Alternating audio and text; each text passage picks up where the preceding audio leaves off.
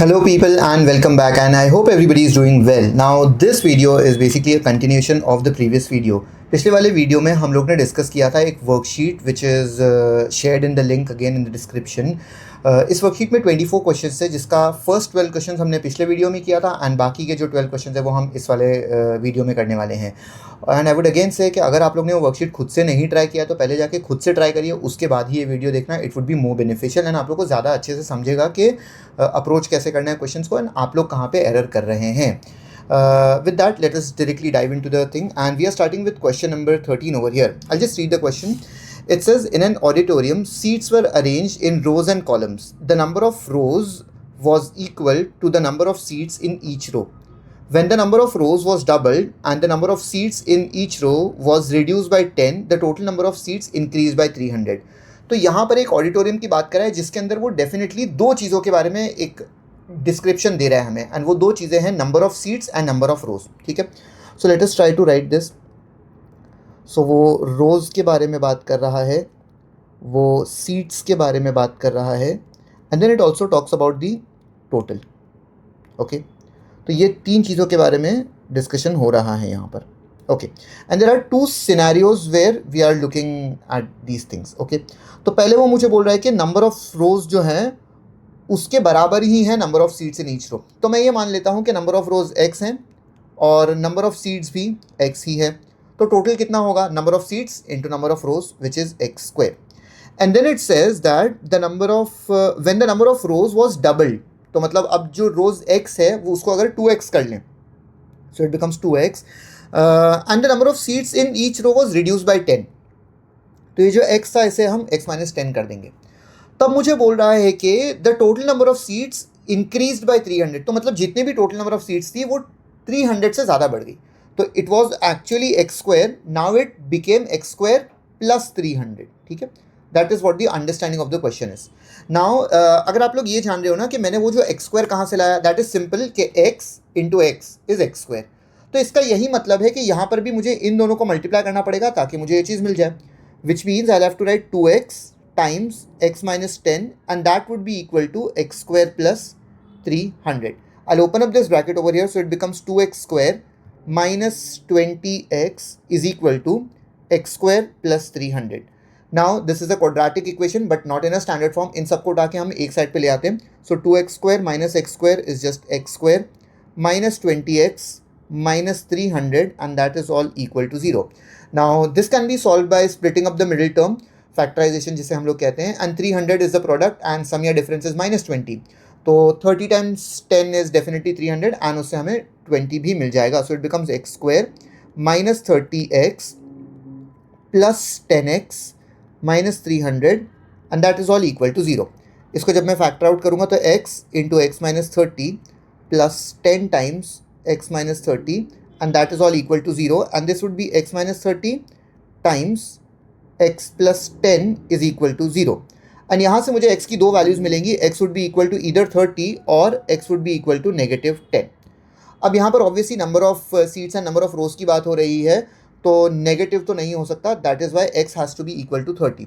The question says the number of rows in the original arrangement. तो हमने original arrangement में number of rows को x ही माना था, so that is why the number of rows in the original arrangement would be 30. तो a जो उसका सब क्वेश्चन है उसका answer is 30. So I have 30 rose.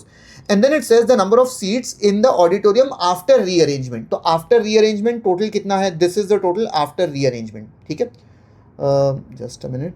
Okay, this is the total after rearrangement. So it is x square plus 300. So that would be x square which is 30 square plus 300. 30 square जो है वो 900 होता है. 900 plus 300 adds up to 1200 seats होंगी इस auditorium में after rearrangement. And I hope that is clear with you people. Okay, let us move to question number 14. Now question number 14 is determine whether the following quadratic equation has real roots. अब ये real roots के बारे में बात कर रहा है. पहले तो हमें ये पता होना चाहिए कि क्वाड्रेटिक इक्वेशन के रूट्स रियल होते हैं, इमेजिनरी होते हैं या क्या होते हैं, वो हमें कैसे पता करना पड़ेगा. It is obviously by the quadratic formula. Now the quadratic formula का भी एक स्पेसिफिक पार्ट है जिसे हम डिस्क्रिमिनेंट कहते हैं. जो रूट के अंदर जो चीज़ होती है बी स्क्वायर माइनस 4ac, उस पर डिपेंड करता है कि रूट्स रियल होंगे या नहीं होंगे. अगर वो ग्रेटर देन इक्वल टू 0 है तो रियल रूट्स होंगे, एंड अगर वो लेस देन 0 है तो इमेजिनरी रूट्स होंगे हमारे पास. तो let us first right the quadratic equation which is 5x² minus 9x plus 4 is equal to 0. That's my quadratic equation. Okay. इसके अंदर अगर मैं कंपेयर करूंगा with the standard form of a quadratic equation which is ax² plus bx plus c, तो हमें a का value 5 मिलेगा, b का वैल्यू -9 मिलेगा एंड c का वैल्यू हमें यहाँ पर 4 मिलेगा. And I have to check b² minus 4ac का वैल्यू क्या होगा. Okay, so b² minus 4ac would be -9 का स्क्वायर -4 इंटू 5 इंटू c का वैल्यू इज अगेन 4. -9 का स्क्वायर 81 होता है, 4 times 5 is 20, 20 times 4 is 80, so 81 minus 80, और इसका आंसर हमें 1 मिल गया. Now since this is 1 which is greater than 0, therefore I just say that it has real roots. Okay, also just to extend on this, it will have real and distinct, दो अलग अलग roots आएंगे. अगर वो 0 होता तो real and repeated roots होते. Since वो से ग्रेटर देन 0 आया है तो I have real and distinct roots over here. Now the second question, that was the first question which says give your reasons for the answer. I've given you the reason, it is greater than 0. b² minus 4ac is greater than 0. Second thing is, if the equation has real roots, identify them. तो अब वो formula हम लोग एक बार लिख लेते हैं to find the roots of the thing. So it is x is equal to -b plus या minus root of b² minus 4ac upon 2a. Okay, that is the formula that we use to find the roots. तो -b, तो that would be minus of -9 which is +9 plus या minus root of b² minus 4ac. ये पूरी चीज़ का ही value अभी हम calculate करके आए हैं विच इज़ जस्ट 1. तो यहाँ पर मैं 1 लिख लूँगा अपॉन 2a, यानी 2 into the first term which is 5 over here. Okay, तो ये बनेगा 9 प्लस या माइनस स्क्वायर रूट ऑफ 1 तो 1 ही होता है, तो that is 1 over there, and 2 times 5 is 10. तो x के यहाँ पे दो वैल्यूज़ बनेंगे. इट वुड बी 9 + 1 अपॉन 10, या तो x का वैल्यू होगा 9 - 1 अपॉन 10. तो x could be 10 upon 10, 9 + 1 is 10 upon 10 which is just 1. x का ये वैल्यू हो सकता है, या तो x का वैल्यू 9 - 1 which is 8 upon 10 which is 0.8. ये दो x के वैल्यूज़ हो सकते हैं. Were we expecting two answers? Yes, absolutely. कल मैंने पिछले वीडियो में बताया था कि अगर पावर 2 होता है तो हमें दो आंसर मिलते हैं, पावर 1 होता है तो एक आंसर मिलता है, and so on. Okay, so that was question number 14 for you. Let us move on to question number 15 now. Okay, so question number 15 says कि given 9x² minus 4 is a factor of this thing. तो जो 9x² minus 4 एक हमें एक expression दिया है वो ये क्वाड्रेटिक एक्सप्रेशन है. It is a factor of another expression which is a cubic expression. वो बोल रहा है कि find the value of m and n. तो मतलब वो जो क्यूबिक एक्सप्रेशन है ना, उसके अंदर दो अननोन्स हैं और उसका वैल्यू हमें फाइंड करना है. तो let us just write that expression. वो जो क्यूबिक एक्सप्रेशन है, I just write it as p of x. That can be written as p of x is equal to 9x³ minus mx² minus nx plus 8. अब इस चीज़ का factor कौन है? इस चीज़ का फैक्टर है 9x² minus 4. 9x² minus 4 is a factor. ठीक है, अब बात ऐसी है कि x का क्या वैल्यू डालना है हमें ताकि आंसर हमें 0 मिले. फैक्टर का मतलब यही होता है कि x का वैल्यू सब्स्टिट्यूट करने पे वो आंसर 0 आएगा, which means the remainder turns out to be 0. That's what the remainder theorem says. तो अब इसे मुझे इक्वेट टू 0 करना पड़ेगा. सो आई से 9x² minus 4 is equal to 0. Rearrange करेंगे तो हमें पता चलेगा x² इज 4/9, और x² अगर 4/9 है तो x का वैल्यू होगा square root of 4/9. Square root of 4 होता है 2 एंड स्क्वायर रूट ऑफ 9 होता है 3. But I have to write a plus and a minus, because positive चीज़ का स्क्वायर भी पॉजिटिव होता है, नेगेटिव चीज़ का स्क्वायर भी पॉजिटिव ही होता है. तो यहाँ से हमें x के दो वैल्यूज़ मिल गए, और अगर हमें दो वैल्यूज़ मिल गए तो आई कैन से डायरेक्टली कि therefore p of 2/3 will be 0 and p of -2/3 will also be equal to 0. तो मतलब मेरे जो पॉलिनोमियल है उसके अंदर जब मैं x का वैल्यू 2/3 या तो -2/3 डालूंगा तो आंसर 0 मिलना चाहिए. तो let us start with p of 2/3. Okay, so p of 2/3 that would be 9 times 2/3 का क्यूब माइनस m times 2/3 का square minus n times 2/3 plus 8. अब इस चीज़ का आंसर क्या होना चाहिए? इस चीज़ का आंसर 0 होना चाहिए. So I just write 0 over here is equal to 9 times 2 का क्यूब एंड 3 का क्यूब. सो 2 का क्यूब इज 8, 3 का cube is 27 minus m times 2 का स्क्वायर एंड 3 का square, so 4/9 minus 2n upon 3 plus 8. Okay, I can simplify this thing. 9 times 1 and 9 times 3 is 27. So I have 0 is equal to 8/3 minus 4m/9 minus 2n/3 plus 8। अब यहाँ पे मुझे दिख रहा है कि कुछ टर्म्स है जिनके डिनोमिनेटर्स हैं, और मैंने कल जैसे बताया था पिछले वीडियो में कि सारे के सारे डिनोमिनेटर्स को हमें क्या करना है, हटाना है। तो उसके लिए जो बड़ा डिनोमिनेटर होता है सबसे, या तो एलसीएम ऑफ द डिनोमिनेटर, उससे हम मल्टीप्लाई कर देंगे। तो राइट नाउ आई थिंक इस सबको हमें 9 से मल्टीप्लाई करना चाहिए ताकि डिनोमिनेटर्स गायब हो जाए। 9 times 0 is just 0 is equal to 3 3 are 9, तो 8 3 आर 24 बन जाएगा, माइनस ये तो सिर्फ 4m बनेगा, 3 1 आर 3 3 आर, तो ये बनेगा 6n, एंड 9 8 आर 72 होता है। I can just send the m and n वाला term to the other side, so it becomes 4m plus 6n is equal to 24 plus 72, which is 96. अब इस पूरी चीज़ को मैं डेफिनेटली 2 से डिवाइड कर सकता हूँ ताकि थोड़ा और सिंपल बन जाइए। So when I divided by 2 it becomes 2m plus 3n is equal to 2 4s are 8, बचेगा 1, 2 8s are 16। तो that is one of the equations in terms of m and n जो मुझे मिला है। अब मैं p ऑफ -2/3 चेक करूंगा। Okay, so p of -2/3, so that would be equal to 9 times, जहां जहां x था पहले हमने 2/3 डाला था, अब हमें -2/3 डालना है। सो दैट वुड बी -2/3 का क्यूब माइनस m टाइम्स 2/3 का square minus n times 2/3 plus 8। Just let me verify the, या इट इज 8। ओके, अब -2/3 पर भी आंसर 0 आना चाहिए, so I just write 0 is here, and 9 times. Now negative number है और उसका अगर पावर ऑड है तो आंसर नेगेटिव आएगा, पावर इवन है तो आंसर पॉजिटिव आएगा। So this would be -8/27 minus m times 4 यहाँ पर नेगेटिव नहीं डाला मैंने, सॉरी, नेगेटिव साइंस। ओके, 4/9 बनेगा, and -n -2, so this becomes plus 2n/3 plus 8 over here. Simplify करेंगे, सो 9 1s are 9 3s are, again ये पूरा इक्वेशन है जिसके डिनोमिनेटर में हमें 9 दिख रहा है। So I just write 0 is equal to -8/3 minus 4m/9 plus 2n/3 plus 8। अब इस पूरे इक्वेशन को मैं 9 से मल्टीप्लाई कर देता हूँ। So it becomes 0 is equal to -24 minus 4m plus 6n, 9 8s are 72। Okay, अभी भी मैं वही चीज़ करने वाला हूँ, 4m और 6n जो है ना उनको उठा के मैं दूसरी तरफ भेज दूंगा, तो it becomes 4m minus 6n is equal to 72 minus 24 which is just 48। And इस इक्वेशन को भी मैं डिवाइड बाय 2 कर दूंगा ताकि इक्वेशन थोड़ा सा सिंपल बन जाए, एंड ये बन जाएगा 2m minus 3n is equal to 24, और ये है मेरा सेकेंड इक्वेशन। अब these are linear equations in 2 variables. पहला वाला इक्वेशन उसके अंदर भी 2m प्लस 3n है, और इस वाला इक्वेशन में भी 2m लेकिन माइनस 3n है। बहुत अच्छी बात है, इन दोनों को ऐड कर देते हैं हम लोग। Okay, so add equation 1 and equation 2, so it becomes 2m plus 3n is equal to, क्या था वहाँ पर, it was 48, and let me just check it was, yeah, it was 48, and then it becomes 2m minus 3n is equal to 24. Now I'm just adding these two, so 2m plus 2m adds up to 4m plus 3n, और minus 3n तो cancel हो जाएगा, and यहाँ पर मेरे पास बचेगा 72 again.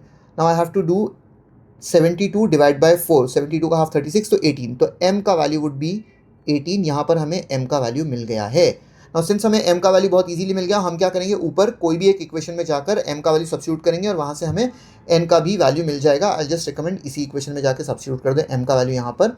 So it becomes 2 times 18 minus 3n is equal to 24, 18 2s are 36 minus 24, मतलब 24 को यहाँ ले आके नेगेटिव कर देते हैं और 3 को वहाँ लेके जाकर 3n को पॉजिटिव बना देते हैं। 36 minus 24 is just 12 is equal to 3n, and यहाँ से हमें n का वैल्यू 4 मिल जाएगा। तो m and n are 18 and 4 respectively. These are your answers to this question. I hope आप लोग को ये समझा होगा। Okay, let us move ahead to question number 16 now. Okay, so question number 16 says कि given a matrix A which is x, 1, y and 2 and another matrix which B which is x and x minus 2 such that AB is a null matrix. Null matrix का मतलब होता है कि जब उसके जो elements होंगे वो सारे के सारे एलिमेंट जीरो होंगे। ठीक है, तो हमें ये दोनों मैट्रिक्स को मल्टीप्लाई करना है, ए बी का मतलब दोनों मैट्रिक्स को मल्टीप्लाई करना है एंड देन उसका आंसर 0 होगा। ऑल्सो कीप इन माइंड कि मैट्रिक्स जो है वो कभी भी कम्यूटेटिव नहीं होता, मैट्रिक्स मल्टीप्लिकेशन। मतलब जैसे नॉर्मली हम लोग अलजेब्रा में बोलते हैं कि 2 इंटू 3 भी 6 होता है, 3 इंटू 2 भी 6 होता है, लेकिन मैट्रिक्स मल्टीप्लिकेशन में A into B is not equal to B into A matrix, ऐसा नहीं होता। हो सकता है कुछ एक सिनेरियोज में, ऐसा ट्रू नहीं है। मतलब रैंडमली कोई एक ऐसा सिनेरियो हो सकता है कि कुछ नंबर्स ऐसे होंगे अरेंज किए हुए कि ए इंटू बी और बी इंटू ए दोनों ही सेम आ रहा होगा, लेकिन हमेशा तो ये नहीं होता। The general rule is multiplication of matrix is not commutative, नहीं होता ऐसा। एंड डिवीजन ऑफ मैट्रिक्स तो एग्जिस्ट ही नहीं करता, उसके लिए हमें इन्वर्सेस फाइंड करने होते हैं, जो कि अगले साल पढ़ोगे आप लोग, ठीक है। Right now just focus on this, ठीक है। तो यहाँ पर ए मैट्रिक्स मुझे दिया है which is x 1 y and 2, and एक दूसरा मैट्रिक्स मुझे दिया है which is B matrix which is x and x minus 2, okay. अब जो ए मैट्रिक्स है उसका जो ऑर्डर है वो 2 क्रॉस 2 है, तो ऑर्डर इज बेसिकली कितने रो एंड कितने कॉलम। तो इसमें अच्छा अगेन जिनको नहीं पता मैं बता दूं, रो का मतलब हॉरिजॉन्टल चीज़ होती है, कॉलम का मतलब वर्टिकल चीज़ होती है, ठीक है। तो 2 रो हैं 2 कॉलम है। बी वाला मैट्रिक्स है उसका ऑर्डर 2 क्रॉस 1 है, बिकॉज 2 रोज हैं और एक ही कॉलम है इसके अंदर। नाउ वो बोल रहा है कि find the order of the null matrix. The first question is order of the null matrix. तो अभी जब भी हम मैट्रिक्स को मल्टीप्लाई करते हैं ना, तो मल्टीप्लिकेशन पॉसिबल तभी ही होता है जब ये वाला नंबर मतलब पहले वाले मैट्रिक्स का number of columns is equal to दूसरे वाले मैट्रिक्स का नंबर ऑफ रो। जब ये दोनों सेम होंगे नंबर्स तभी ही मल्टीप्लिकेशन पॉसिबल होगा। और अगर मल्टीप्लिकेशन पॉसिबल है तो जो रिजल्टेंट मैट्रिक्स बनने वाला है ना, उसका जो ऑर्डर होगा वो पहले मैट्रिक्स का रोज और दूसरे वाले मैट्रिक्स का कॉलम होगा, ठीक है। तो इसका फर्स्ट वाले जो चीज़ है जो कहा गया order of the null matrix जो हमें पूछ रहा है, तो उसका आंसर होगा 2 cross 1, because this is 2 over here and this is 1 over here, so it would be 2 cross 1, that is the order of the null matrix. आगे द सेकंड थिंग सेज कि possible values of x and y. तो अब अगर x and y का value find करना है तो हमें इक्वेशंस तो चाहिए, हमें कुछ तो बनाना पड़ेगा, तो एक्चुअली हमें मैट्रिक्स को मल्टीप्लाई करना ही पड़ेगा। तो let us just move on to that part, okay. So part B says कि ए इंटू बी जब मैं ये करूँगा तो हमें एक नल मैट्रिक्स मिलेगा विच इज़ 0, ठीक है। मल्टीप्लाई कर लेते हैं, let's just right the matrix. So it is x 1 y 2 times the other matrix which is x and x minus 2 and that is all equal to 0. अब जिन लोगों को matrix multiplication नहीं आता आप लोग प्लीज़ जाके वीडियोस चेक कर लेना मेरे। मैं थोड़ा सा अलग तरीके से मैट्रिक्स को मल्टीप्लाई करता हूँ, लेकिन आप लोगों के लिए जो कंफर्टेबल है, जो आपकी टीचर ने पढ़ाया होगा वही आप करना। इस मोमेंट पर नया मेथड सीखने की बिल्कुल कोशिश नहीं करना। नहीं ही आता है आपको तो फिर आप जाके मेरे वीडियोस देख लीजिए और फिर करिए, चलेगा, नॉट अ प्रॉब्लम, ठीक है। तो लेट अस मल्टीप्लाई दिस। तो this would be x times x plus 1 times x minus 2 and then y times x plus 2 times x minus 2। And यहाँ पर जब मैं मैट्रिक्स की बात कर रहा हूँ ना, तो यहाँ पर ये जो 0 लिखा है ये थोड़ा सा इलीगल हो जाता है। यहाँ पर बेहतर यही होगा कि हम एक नल मैट्रिक्स बना दें जिसका ऑर्डर भी हमें ऑलरेडी पता चल गया कि इट इज़ 2 क्रॉस 1, 2 रो और एक कॉलम होने वाला है। So that would be equal to 0 0 matrix which is a null matrix. अच्छा यहाँ पे मल्टीप्लाई कर देते हैं हम चीज़ों को। So it becomes x into x is x square plus bracket open, so x minus 2 बचेगा यहाँ पर, this is x y plus 2x minus 4, okay, and that is again equal to 0 0। आप देख रहे हो कि यहाँ पर कुछ तो हो रहा है। यहाँ पर क्या हो रहा है, जो फर्स्ट रो की चीज़ें left hand side and right hand side में मैं कंपेयर कर सकता हूँ। So I can write it as x square plus x minus 2 is equal to 0 and I can write x y plus 2x minus 4 and that is also equal to 0, okay. जो first equation है हमारे पास which is x square plus x minus 2 equals to 0, उसे हमें factorise करना पड़ेगा। So I write x square plus 2x minus 2 is equal to 0। x common लेंगे तो x प्लस 2 बचेगा, माइनस 1 कॉमन ले लेंगे तो x प्लस 2 बचेगा is equal to 0। So x plus 2 times x minus 1 is equal to 0। इसका मतलब x का एक वैल्यू हमें नेगेटिव 2 मिलेगा और x का दूसरा वैल्यू हमें 1 मिलेगा। अब ये दो x के वैल्यूज़ हमें मिल गए हैं और वो जो दूसरा इक्वेशन है उसके अंदर हमारे पास y का वैल्यू है, विच मीन्स यहाँ से मुझे x के वैल्यूज उठाकर वहाँ पर सब्स्टिट्यूट करना पड़ेगा। Now for 2 separate values of x I get 2 separate values of y, okay. तो I just set x equals to negative 2, यहाँ पर हम बात कर रहे हैं। तो it becomes negative 2 times y plus 2 times negative 2 minus 4 is equal to 0। तो ये बनेगा minus 2y minus four is equal to 0. So -2y is equal to -4 -8 होता है, उस तरफ जाके +8 बन जाएगा. एंड यहाँ से हमें y का वैल्यू -4 मिलेगा. तो जब x का वैल्यू -2 है, y का वैल्यू -4 है. दूसरा वाला चेक कर लेते हैं हम लोग. At x equals to 1, so it now becomes 1 times y plus 2 times 1 minus 4 is equal to 0. So that would be y plus 2 minus 4 is equal to 0. और 2 minus 4 is -2, उसको सिर्फ भेजेंगे तो +2 हो जाएगा, y का वैल्यू हमें 2 मिलेगा. विच मीन्स जब x का वैल्यू 1 था तब y का वैल्यू 2 था. So those are the two possible answers that you are suppose to write. तो दोनों को मिक्सअप भी मत कर लेना. जब x का वैल्यू -2 है तभी ही y का वैल्यू -4 है, एंड जब x का वैल्यू 1 है तभी ही y का वैल्यू 2 है. इसको ऐसे ही लिखना आप लोग. And that is up with this question. Let us move ahead to the next question, which is question number 17. Okay. So question number 17 says the sum of certain numbers of terms of the arithmetic progression 20, 17, 14 ... is 65. Find the number of terms and the last term. तो यहाँ पर ना हमें एक AP दिया है और the AP is basically like this: 20, 17, 14 ... और वो बोल रहा है कि इस AP का सम जो है वो 65 है. कितने तो टर्म्स है, मुझे नहीं पता कितने टर्म्स वो कंसिडर कर रहे हैं, बट जितने भी टर्म्स वो कंसिडर कर रहे हैं उनका सम इन्हें 65 मिल रहा है. इसका मतलब मुझे गिवन डेटा में Sn का वैल्यू 65 दिया है. And then the question says find the number of terms and the last term. Okay, so number of terms is basically n का वैल्यू जो हमें फाइंड करना है. अब ऑब्वियसली Sn का वैल्यू दिया है, सम ऑफ द थिंग्स का वैल्यू दिया है, तो मैं कंपाउंड इंटरेस्ट या surface area of a cube ये सब चीज़ों का फॉर्मूला तो नहीं यूज़ करूंगा. जो दिया है उसी का फॉर्मूला यूज़ करना है. That is the fundamental. बहुत लोग ये मिस कर जाते हैं कि भाई दिया ये है तो क्या करूं मैं इसका, मुझे नहीं पता. भाई अगर जो चीज़ दी है वो इसलिए दी है ताकि आप उसका फॉर्मूला यूज़ करो. ओके, तो Sn का formula, sum of terms of an AP का फॉर्मूला होता है n/2 into 2a plus n-1 into d. Okay, now let us just figure out the values of a and d. यहाँ पे हमें इस AP को देखकर डायरेक्टली पता चल रहा है कि a का value, a is basically the first term, a का वैल्यू हमारे पास 20 है and d is the common difference which is any number minus the previous number. तो 17 टेक अवे 20 इज -3, d का वैल्यू -3 है. बस यहाँ पर हम लोग वैल्यू सब्स्टिट्यूट करने वाले हैं. Sn जो लेफ्ट हैंड साइड में उसका value it is given to be 65. So just write 65 is equal to n/2 ऐसे ही रहेगा, यहाँ पे हमें n नहीं पता. 2a यानी 2 times 20 plus n-1 into d का वैल्यू है -3.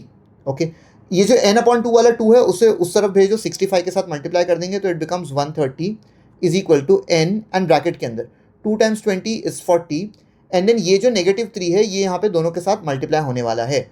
सो it becomes -3n plus 3. Simplifying this thing gives me n times 43 minus 3n. So 130 is equal to that thing, brackets open करेंगे तो it becomes 43n minus 3n square. Taking everything to the other side ताकि सब कुछ positive बन जाए, पहला वाला term and all, तो it becomes 3n square minus 43n plus 130 and that is equal to 0. Okay. अब इसको देख के तो मुझे डेफिनेटली ऐसा लग रहा है कि ये तो सॉल्व नहीं होने वाला by split the middle term. इसको फैक्टराइजेशन से करना थोड़ा सा डिफिकल्ट ही लग रहा है मुझे. तो it is better that we use the quadratic formula. Okay, जिसके अंदर हम अब मैं डेफिनेटली वो ABC का वैल्यू ऐसा लिखूंगा नहीं, फिर थोड़ा सा कन्फ्यूजन होगा. Will just directly use the formula. Formula is basically n is equal to -b plus या minus root of b² - 4ac. So b² - 4ac upon 2a. That's the formula. Okay, तो this would be -b मतलब 43 plus या minus b² यानी 43 का square. So 43 squared is 1849 minus 4ac मतलब 4 into 3 into 130. I'll just do that. 4 3s are 12 times 130 is 1560. सो 1560 यहाँ पर आ जाएगा. And then the denominator will have 2a, so 2 into 3 which is just 6. So this would be 43 plus या minus root of, इसको जब हम subtract करेंगे तो I suppose 289 बनेगा ये. Okay, so it is 289 upon 6. 289 जो है वो 17 का स्क्वायर होता है, so it becomes 43 plus या minus 17 the whole thing upon 6. तो n के यहाँ पर हमारे पास दो वैल्यू बनेंगे. n का वैल्यू होगा it is either 43 plus 17 upon 6 या तो n का वैल्यू होगा 43 minus 17 upon 6. Now I am definite about it कि 43 माइनस 17 एक डेसिमल वैल्यू बनने वाला है, तो it is not to be considered because number of terms can not be fractional और डेसिमल. ठीक है, किसी जगह पर हम बोल सकते हैं कि 100 लोग थे, 200 लोग थे, 10 लोग थे, 20 लोग थे. हम ये तो नहीं बोलते ना 12.5 लोग थे कहीं पे. तो वैसा मतलब नंबर ऑफ टर्म्स वैसा ही होता है कि जैसे लोग होते हैं या फिर किसी चीज़ की बात करते हो, तो it can not be half of it. ठीक है, number of terms always have to be an integral value, positive integer ही होना चाहिए, वो भी एक चीज़ है. Okay, 43 plus 17 is basically 60 and that would be 60 over 6. तो n का वैल्यू हमें यहाँ पर मिल जाएगा 10. तो इट आस्क्स मी के नंबर ऑफ टर्म्स कितने हैं, तो I have 10 number of terms. Also the second thing it says के the last term is basically जो जो एकदम एंड वाला nth टर्म जो होगा ना, कुछ लोग उसको एल के फॉर्मूला से भी याद रखते हैं, बट आई डोंट थिंक ऐसा कोई फॉर्मूला याद रखने की ज़रूरत है. जस्ट ए एन का फॉर्मूला यूज़ कर लो. Okay, so A N is A plus N minus one into D. मुझे पता है कि 10 टर्म्स के बारे में बात हो रही है because n is the 10th term, तो वही मेरा लास्ट टर्म है. So a 10 would be a. अब इसके अंदर ए क्या था, it was 20 plus N minus one यानी 10 minus one into d which is -3. So that would be 20 plus 10 minus one is 9 into -3. So this would be 20, 9 3s are 27, so minus 27, and my last term which is the 10th term would be 20 minus 27 which is -7. That is my last term. Okay, I hope this is also clear. Let us move to question number 18 now. Okay, so question number 18 says a hotel bill for a number of people, a hotel bill of a hotel bill for a number of people for overnight stay is rupees 4,800. If there were 4 people more, the bill each person had to pay would have reduced by 200. Find the number of people staying overnight. तो यहाँ पे ये बात कर रहा है कि कितने तो लोग हैं जो एक होटल में जा रहे हैं और हर इंसान को कितना तो पे करना है. हमें नहीं पता कितने लोग हैं, हमें ये भी नहीं पता कि कितना पे करना है, बट हमें इतना पता है कि टोटल कितना होने वाला है. एंड देन इट सेज कि if there were 4 people more, अगर 4 लोग एक्स्ट्रा हो जाते तो हर इंसान को 200 रुपीज़ कम पे करना पड़ता. लेकिन ऑब्वियसली होटल का प्राइस तो सेम ही होने वाला है. ठीक है, so let us put that thing into perspective. इसको टैबुलर फॉर्मेट में लिखना ही ज़्यादा अच्छा होता है. ठीक है, so I just write number of people and bill per person, bill per person. Okay, number of people जो है मैं x मान लेता हूँ एंड बिल पर पर्सन मैं y मान लेता हूँ. ओके, एंड यहाँ पर हम एक और चीज़ लिख लेते हैं विच इज़ टोटल. ओके, अब वो मुझे ये बोल रहा है कि अगर 4 लोग और होते, मतलब नंबर ऑफ पीपल अगर x+4 हो जाता, तो हर इंसान का बिल 200 रुपये कम हो जाता. मतलब अब जो y है उसमें से 200 रुपया कम.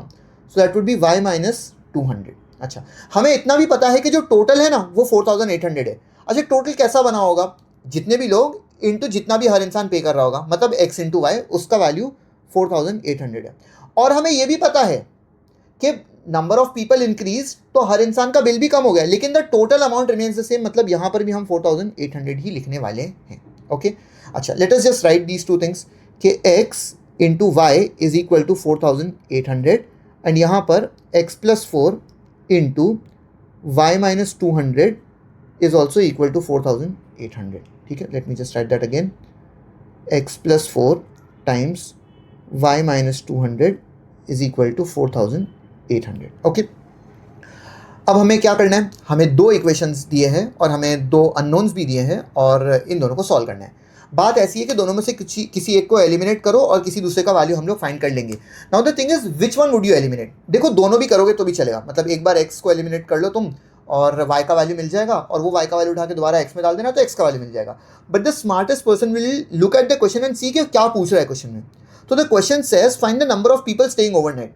नंबर ऑफ पीपल क्या है, x है.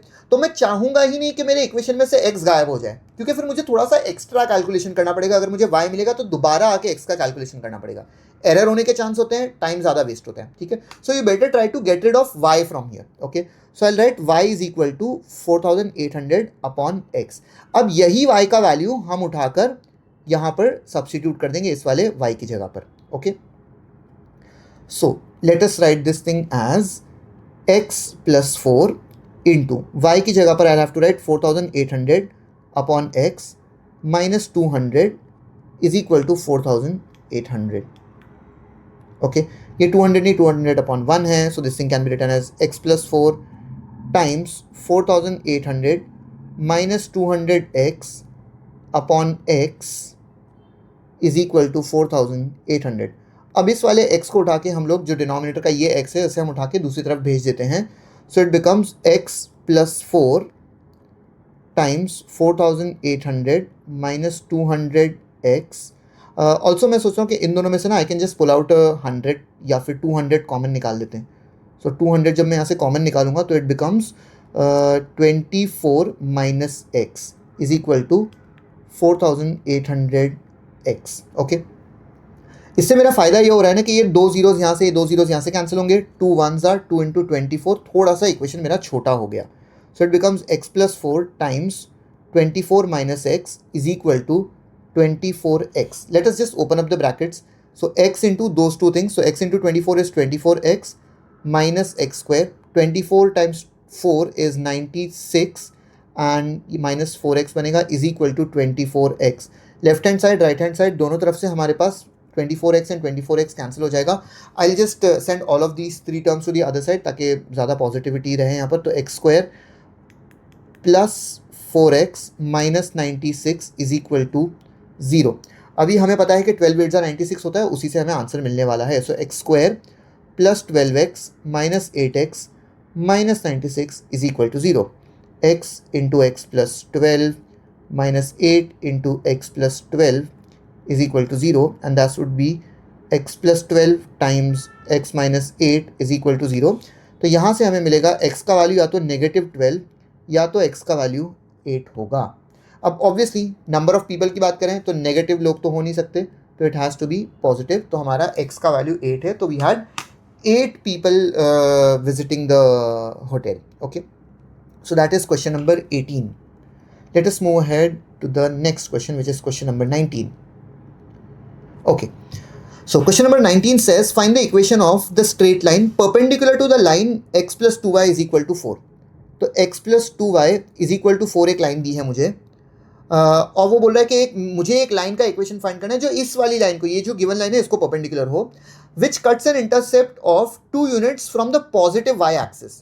ठीक है, तो मतलब इसका जो y एक्सिस है ना उस पर 2 units from the positive y axis एक इंटरसेप्ट बना रहे हैं। ठीक है, so the intercept is basically over here, this is the intercept. Okay, तो वो जो पॉइंट मुझे दिया है उसके बारे में मुझे पता है। अच्छा, now it is on the y axis, मतलब ये वाई इंटरसेप्ट है।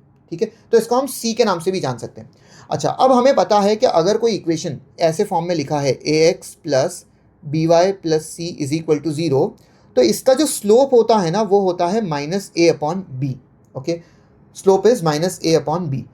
अब ये जो इक्वेशन है हमारा ये उसी फॉर्मेट में है, बस एक वो 4 है जो उस तरफ है उसको उठा के यहाँ ले आओ, ना लाओ तब भी एक ही बात होती है।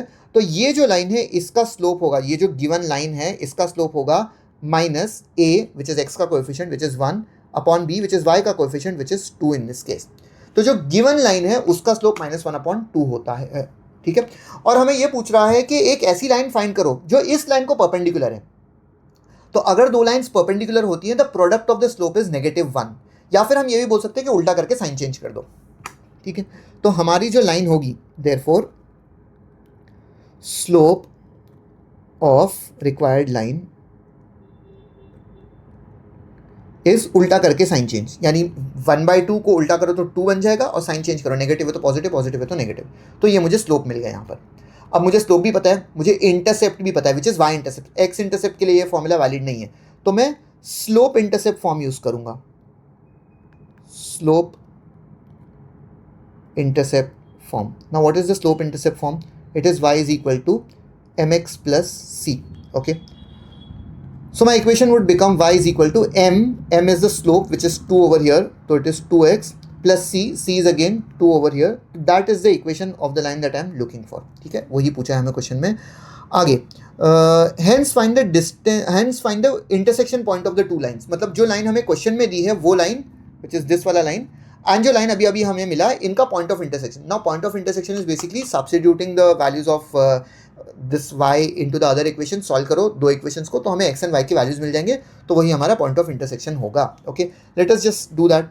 तो वो था x plus 2y is equal to 4, तो मैं लिखूंगा x प्लस 2y नहीं, y की जगह पर ये पूरा वैल्यू मैं सब्स्टिट्यूट करने वाला हूँ। So 2x plus 2 is equal to 4. मैं इस वाले एक्चुअल इक्वेशन में सब्सटीट्यूट कर रहा हूँ just for you to remember. Okay, opening of the brackets, so it becomes x plus 2 2 ज़ार 4x plus 4 is equal to 4. यहाँ से 4 कैंसिल हो जाएगा. x plus 4x is just 5x and that is equal to 0. इसका मतलब x itself is equal to 0. x का value हमें 0 मिल गया, इसे उठा के हम यहाँ सब्स्टिट्यूट कर देते हैं. तो अगर x का वैल्यू 0 है तो y का value obviously 0, 2 times 0 which is 0 plus 2, तो y का वैल्यू हमें 2 मिलेगा. एंड अगर मुझे पॉइंट ऑफ इंटरसेक्शन लिखना है which is point of intersection, that would B 0,2. That is my point of intersection of the two lines. Okay, so that was question number 19. We'll move ahead to question number 20 now. Okay, question number 20 says the data given below shows the marks of 12 students in a test. तो 12 students हैं जिनका marks दिया है हमें, arrange in ascending order. अच्छी बात यह है कि असेंडिंग ऑर्डर में अरेंज किया है. It says if the value of the median and mode is 6 and 8 respectively, मतलब मीडियन भी दिया है और मोड भी दिया है हमें. Find the value of x, p and q. पहले तो मैं डेटा लिख लेता हूँ यहाँ पर. So the data that is given to me is 2, फिर 3 बार 3 है, and then I have 4, then there is an x, then we have x plus 2, then we have 8, then p, q 8 and lastly हमारे पास है 9. ठीक है, तो ये इतनी सारी चीज़ें हमें यहाँ पर दी हुई हैं. और वो बोल रहा है कि यहाँ पर कितने लोग हैं, 12 लोग हैं.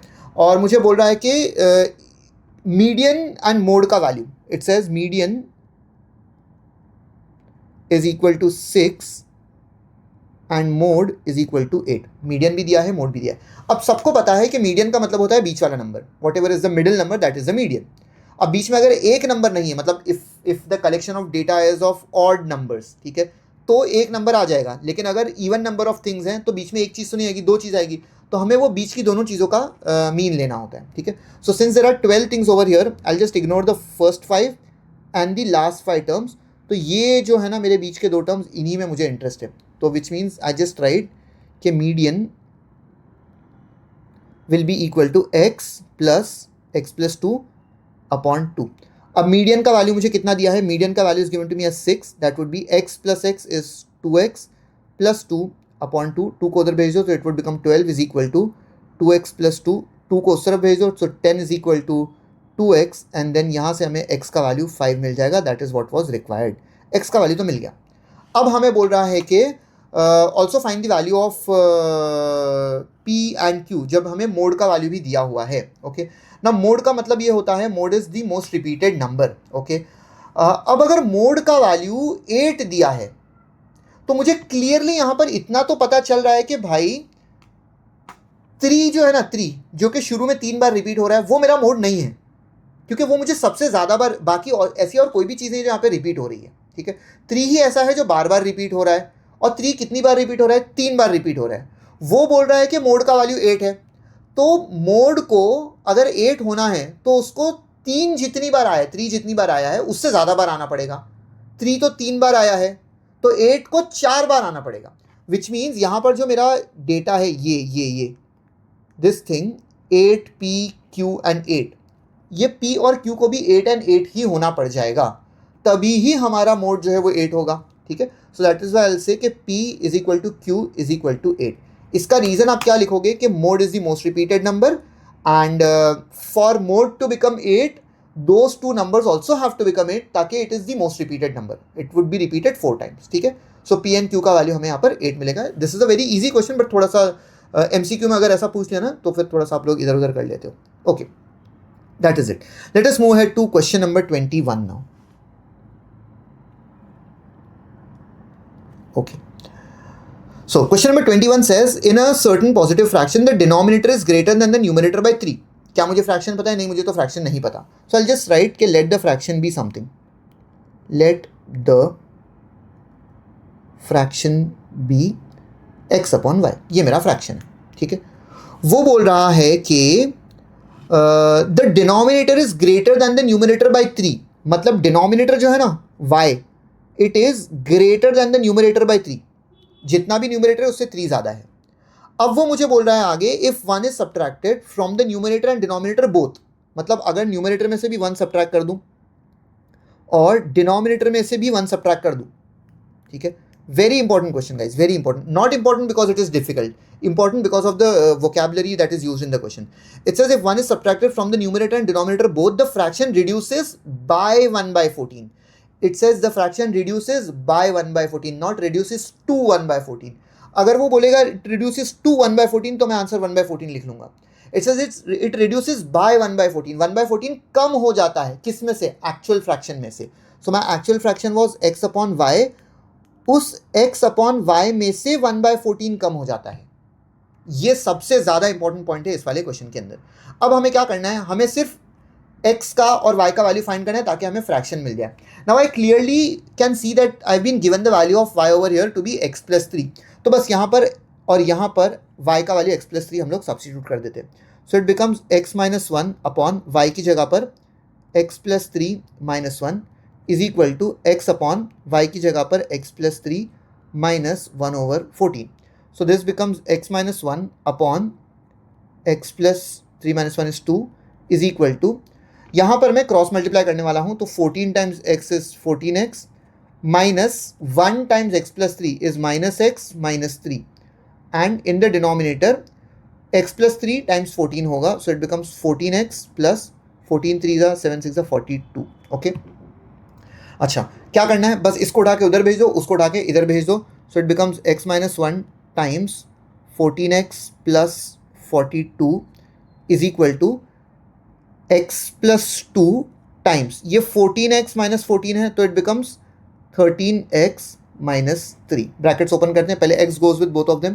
So it becomes 14x square plus 42x minus 1 goes with both of them तो minus 14x minus 42 is equal to, यहाँ पर भी ब्रैकेट्स ओपन करना है. x goes with both of them.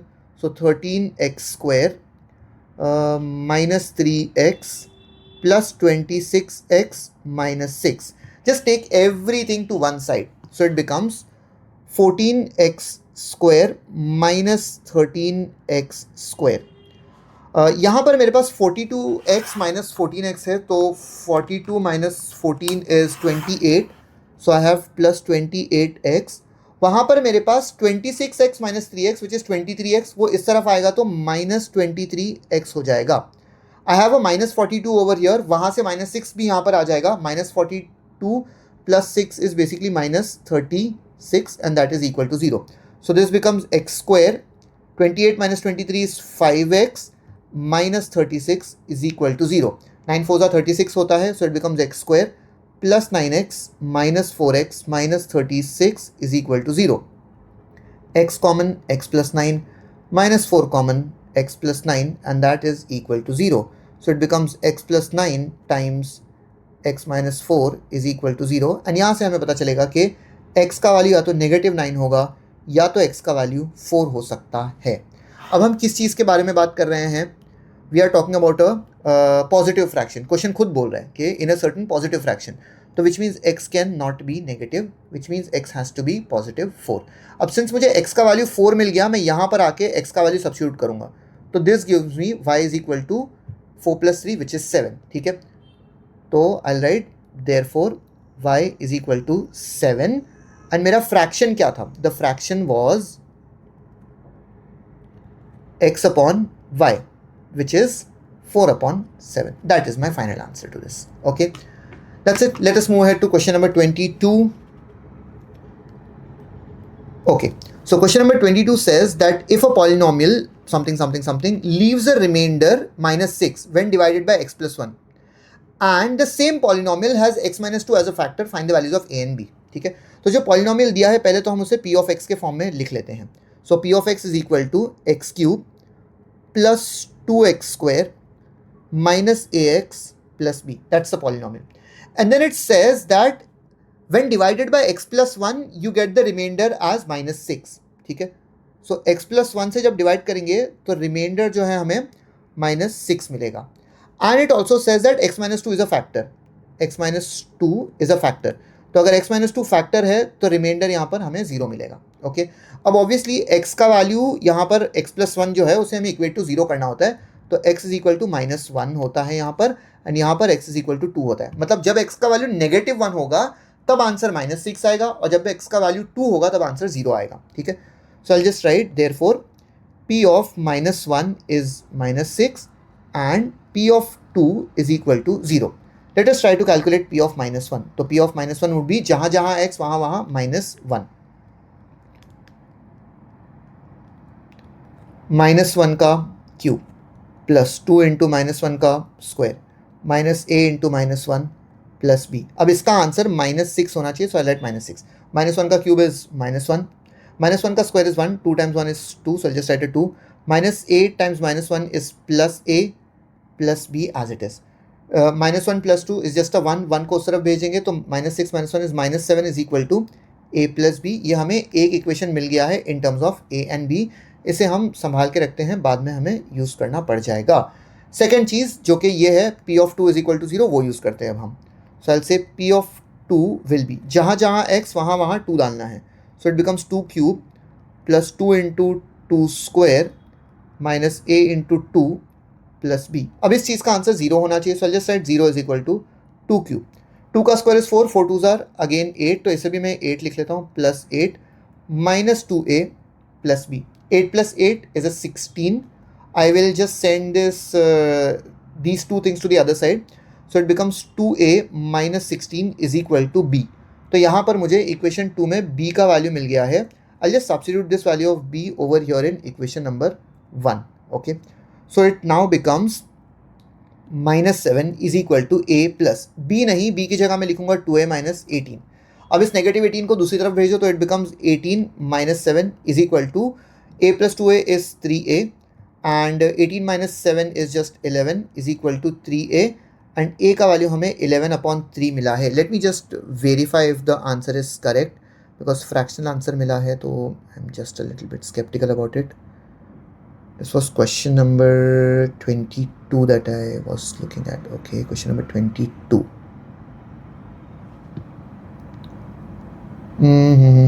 I think I've messed up somewhere. Let me just check. So x cube plus 2, also let me check the question अगर मैंने सही लिखा है.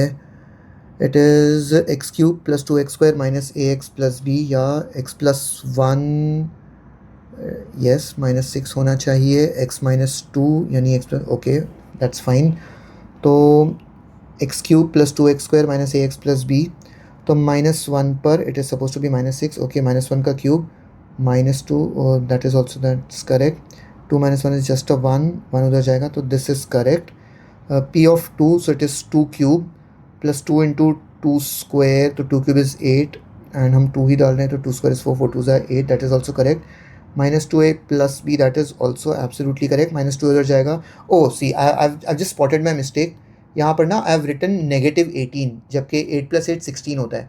तो you see I did not panic and I did not see के ओ मेरा answer 11/3 आ गया. देखो 11/3 आने पे मुझे थोड़ा डाउट तो हो गया था कि भाई हो सकता है कि थोड़ा सा अच्छा आंसर होगा तो बेहतर होगा, तो I just went and check back.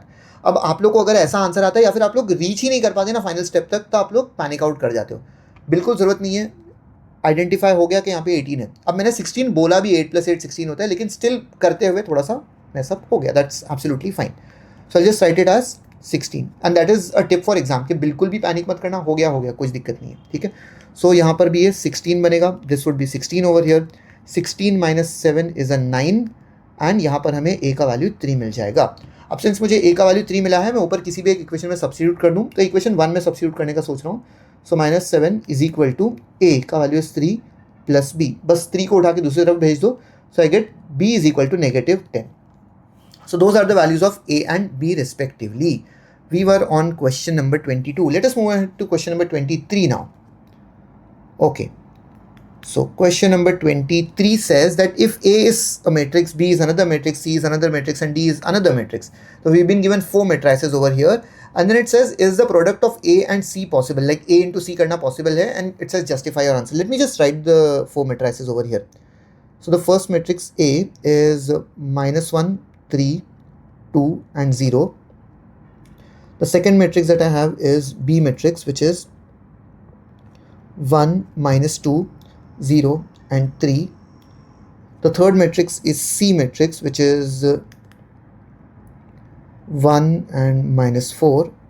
And the last matrix is D, which is 4 and 1। इन सब के हम लोग वो भी लिख लेते हैं ऑर्डर। तो this is 2 cross 2, this is also 2 cross 2। सी के बारे में हम देखेंगे तो एक ही रो है, 2 कॉलम है, तो it is 1 cross 2। And D के बारे में 2 क्रॉस 1 बिकॉज 2 रो है और 1 कॉलम है। वो फर्स्ट चीज़ में मुझे पूछ रहा है, is the thing possible, is a into c possible, क्या ये पॉसिबल है ए इंटू सी करना? अभी मैंने थोड़ी देर पहले बताया था, कुछ क्वेश्चंस पहले, कि कोई भी मैट्रिक्स का मल्टीप्लिकेशन तभी ही पॉसिबल होता है जब पहली मैट्रिक्स का number of columns which is this thing वो दूसरी वाली मैट्रिक्स का नंबर ऑफ रो बन जाए। तो यहाँ पर तो ए का नंबर ऑफ कॉलम्स 2 है और सी का नंबर ऑफ कॉलम्स 1 है, तो दिस इज नॉट पॉसिबल, ठीक है, because the number of columns of a is not equal to the number of rows of c, that's why this thing is not possible. आप लोग लिख लेना, this is the reasoning for it. Okay, let us move ahead to the next question. It says find the matrix x such that, okay, तो question b जो है that is the real part of this question, which says एक x matrix find करना है which is a b plus b square minus d c. ये है x matrix. Just give me 1 minute.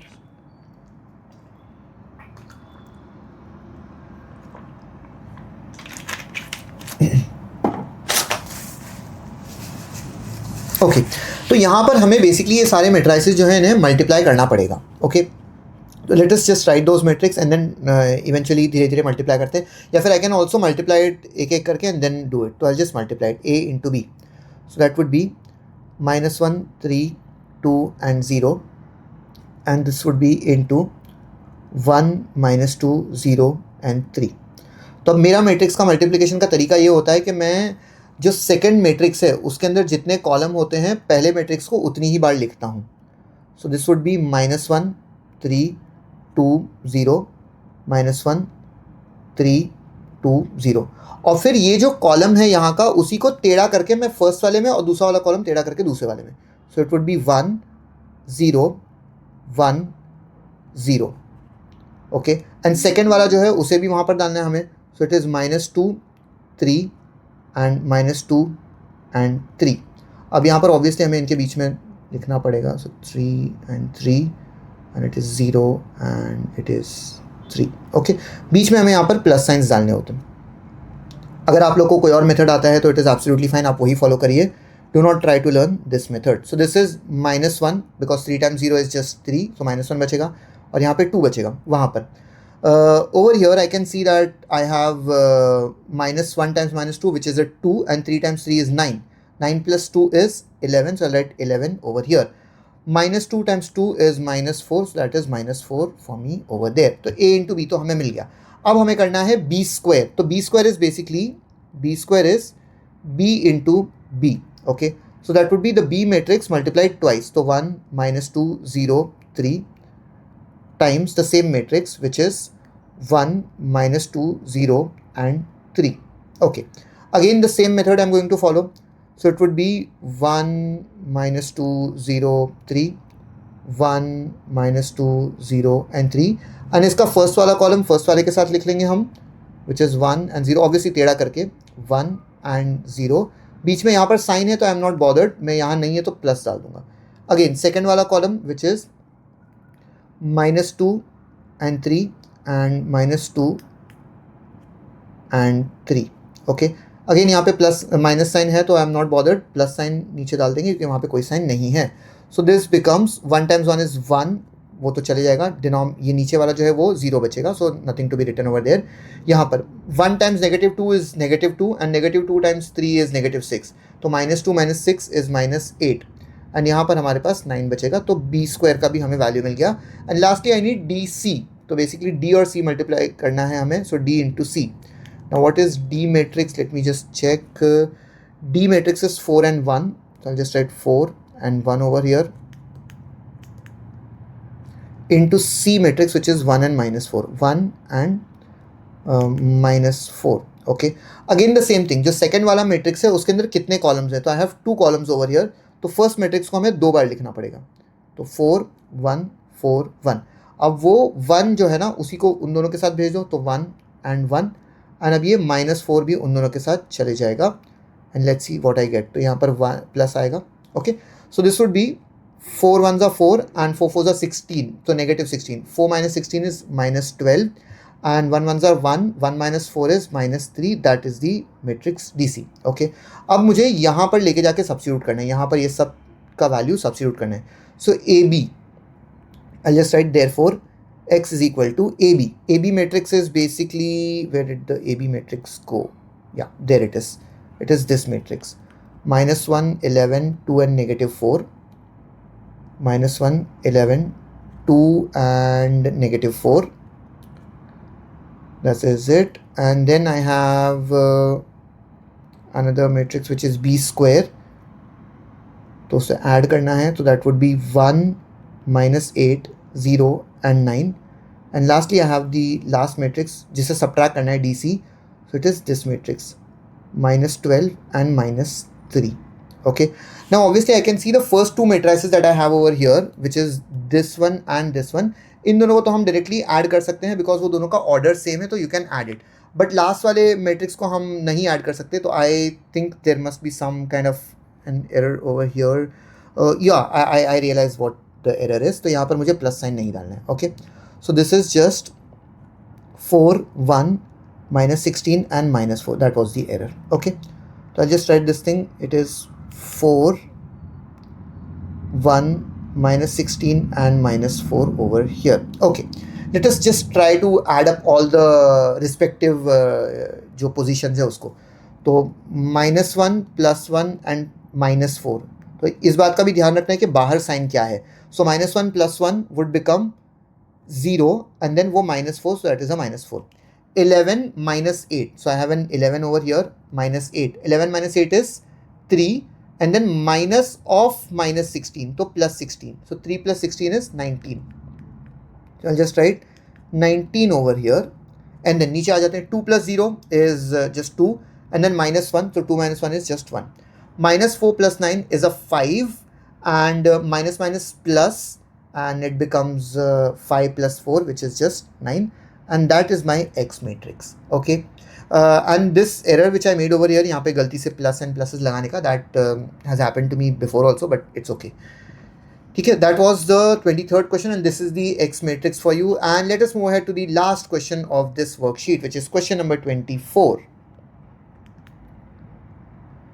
Okay, so question number 24 says given the equations of two straight lines L1 and L2. हमें दो straight lines का equation दिया है. So L1 is basically x minus y is equal to 1, and the second line L2, which is x plus y equals to 5. X plus y equals to 5. ठीक है, and then it says if L1 and L2 intersects at point Q which is 3, 2. So Q which is 3, 2 जो है ये इन दोनों का point of intersection है. ये मुझे बोल रहा है कि find the equation of line L3 which is parallel to L1 and has y intercept 3. ठीक है, तो इसका जो first part है उसमें मुझे L3 का इक्वेशन फाइंड करना है. अब वो बोल रहे हैं L3 is parallel to L1. जब दो लाइंस पैरेलल होती है तो उनका स्लोप इक्वल होता है. तो L1 का जो स्लोप है ना, स्लोप ऑफ L1 होता है -a/b. तो -1 अपॉन -1 विच इज जस्ट 1. ठीक है, therefore slope of L3 would also be equal to 1 because the lines are parallel. और वो मुझे क्वेश्चन में क्या बोल रहा है, it has y intercept 3. y intercept जो है वो 3 है. तो अब मैं स्लोप पता है, इंटरसेप्ट पता है, तो स्लोप इंटरसेप्ट फॉर्म यूज करूंगा. So it is slope intercept form. What is the slope intercept form? It is y is equal to mx plus c. So this becomes y is equal to m which is 1x plus c which is 3. तो L3 जो है वो है y is equal to x plus 3. This is the line L3 जो हमें find करना था. Okay, next. It says the value of k if the line L3 and L3 meets L2 at point P which is k, 4. मतलब वो मुझे बोल रहा है कि L3 जो है ना वो और L2 ये दोनों एक किसी पॉइंट पर मीट कर रहे हैं, मतलब पॉइंट ऑफ इंटरसेक्शन. तो इन दोनों को हम लोग अगर साइमल्टेनियसली सॉल्व करेंगे तो कुछ तो पॉइंट मिलेगा हमें. तो साइमल्टेनियसली सॉल्व करके देखते हैं. ये जो y का वैल्यू है ये यहाँ पर हम लेके जाके सब्स्टिट्यूट कर देते हैं L1 के अंदर. Okay, so it becomes x plus not y. इस वाले y की जगह पर मैं x प्लस 3 लिखूंगा. तो x plus 3 is equal to 5. So it becomes x plus x which is 2x is equal to 5 minus 3. So 2x is equal to 5 minus 3 is 2 and यहाँ पर हमें x का वैल्यू 1 मिल जाएगा. अच्छा, जब पॉइंट ऑफ इंटरसेक्शन लिखेंगे तो हम तो ऐसे लिखेंगे ना, P which is something comma something, तो उसमें वो पॉइंट ऑफ इंटरसेक्शन मुझे k कॉमा 4 दिया है, तो मुझे y ना फाइंड करने में कोई इंटरेस्ट है भी नहीं, तो मुझे यहाँ पर 1 का वैल्यू पता चल गया, वो 4 जो उसने दिया है वही, तो हम डायरेक्टली लिख सकते हैं कि therefore k is equal to 1. That's my answer. Now the last question. It says the coordinate of r and the ratio PQ is to QR if line L2 meets the x-axis at point R. तो अब ऐसा एक similar question हम लोग ने कल किया था, तो I am not going to do this question, आप लोग खुद से ही वो ट्राई कर लेना and you should be able to do it. एक लाइन है जो कहीं तो मीट कर रही है, I just add it up के लाइन जो है ना एक्स एक्सिस को मीट कर रही है, उस बात का आप लोग ध्यान रखना. So x axis is basically this thing. तो अगर मेरी लाइन एक्स एक्सिस को मीट कर रही है तो उसमें कोई क्लियर इंडिकेशन है कि ये जो पॉइंट है रेड कलर का एक्स एक्सिस पर है. अब जो पॉइंट एक्स एक्सिस पर होता है ना उसका कोऑर्डिनेट समथिंग कॉमा 0 होता है. एक्स कोऑर्डिनेट तो मुझे नहीं पता, लेकिन वाई कोऑर्डिनेट 0 होता है, and that is the hint over there, and वहाँ से आप लोग उसको सॉल्व कर सकते हो. ठीक है, I think you people understood all of this which we thought right now. And also पहला वाला वीडियो नहीं देखा तो वो वाला देख लेना. एंड किसी और चीज़ में आप लोग को अगर डाउट्स हो रहे हैं तो feel free to comment and feel free to also DM us on Instagram, या फिर आप लोग मेल भी कर सकते हैं हमें, या फिर just reach out however possible. आप लोग के पास हमारे कॉन्टैक्ट नंबर्स भी होंगे. I just write the academy का contact number so you can reach out to us on that also. So it is 7208252825. इस नंबर पर भी आप हमें रीच आउट कर सकते हैं, ताकि अगर कुछ डाउट्स वगैरह रहेंगे या कुछ इंक्वायरीज रहेगी तो आप लोग वहाँ पे पूछ सकते हैं. Thank you so much. Have a nice day. Bye bye.